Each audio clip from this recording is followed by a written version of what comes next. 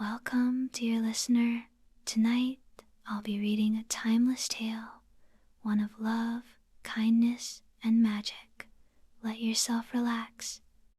Let your worries fade and drift into a world of enchantment as I tell you the story of Beauty and the Beast. Pause, soft exhale. The story begins. The Curse of the Beast.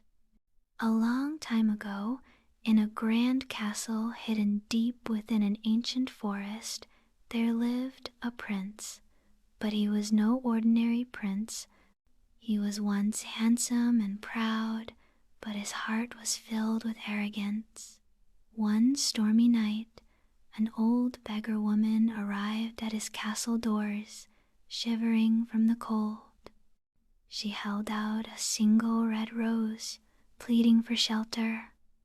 Please, kind prince, offer me warmth, and I shall gift you this rosea symbol of love and kindness. But the prince sneered. He laughed cruelly, turning her away. And then something magical happened. Before his eyes, the beggar transformed into a beautiful enchantress, her golden hair flowing like sunlight, her eyes glowing with ancient power. You judged me by my appearance, she whispered, but true beauty lies within. With a wave of her delicate hand, she cast a powerful spell. The prince's reflection shattered like glass, and in its place stood a beast with claws, fur, and eyes full of sorrow.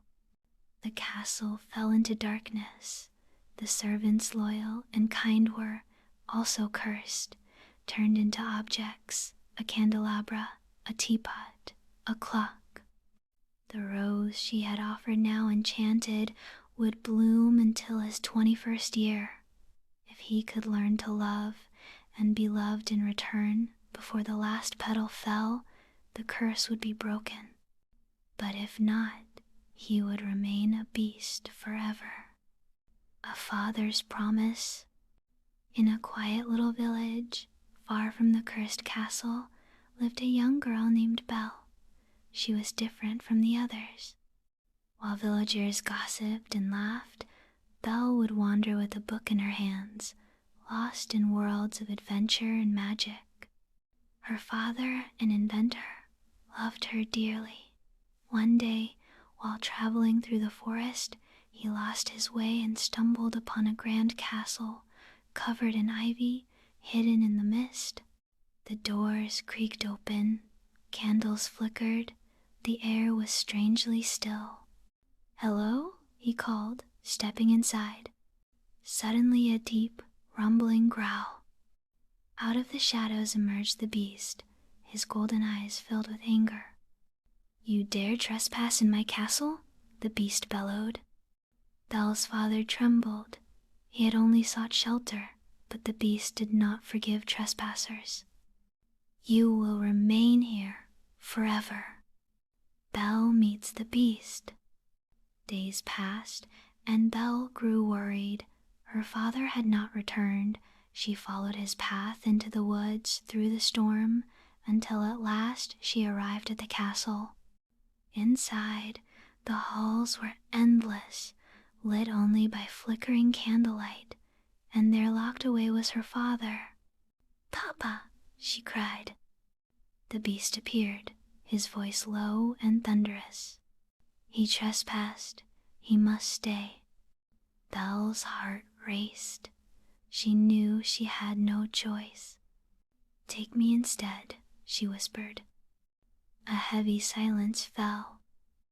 The beast stared at her, this brave girl, willing to trade her life for another's. "Very well," he said at last. The castle doors closed behind her, and she was trapped. A strange friendship. At first, Belle was afraid. The castle was grand yet lonely. The beast was harsh yet sorrowful. But then, strange things began to happen. The candlestick Lumière spoke in a cheerful voice. "Bienvenue, mademoiselle. You are our guest now. The clock, Cogsworth, sighed. Lumiere, stop scaring her.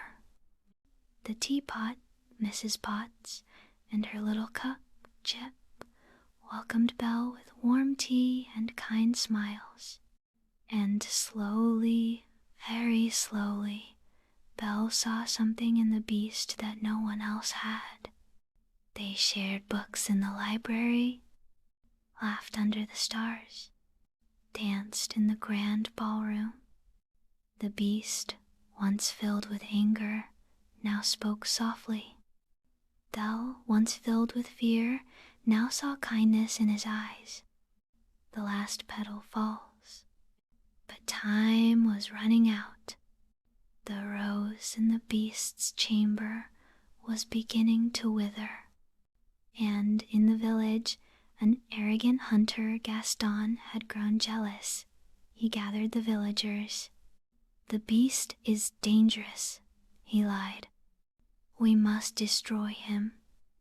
They stormed the castle. Chaos erupted. Gaston attacked the beast, striking him down. Belle arrived just in time, rushing to the beast's side. Don't leave me, she whispered, her voice trembling. The beast's breathing slowed. Though you came back, he murmured, his eyes soft. And then a single tear fell. Belle gently pressed her forehead to his and whispered, I love you. The last petal fell, and sudden golden light burst through the castle. The curse lifted. The beast's fur vanished, his claws disappeared, and before Belle's eyes, the beast became a prince once more. She gasped as she looked into his eyes. It's you, she whispered, recognizing the kind soul that had always been there. The castle shone. The servants danced with joy. And so Belle and the prince stood together in a love that broke curses, healed hearts, and lasted forever. Soft closing. And so, dear listener, the tale of Beauty and the Beast comes to an end. But remember, true beauty is found not in what we see, but in kindness, love, and the hearts we cherish.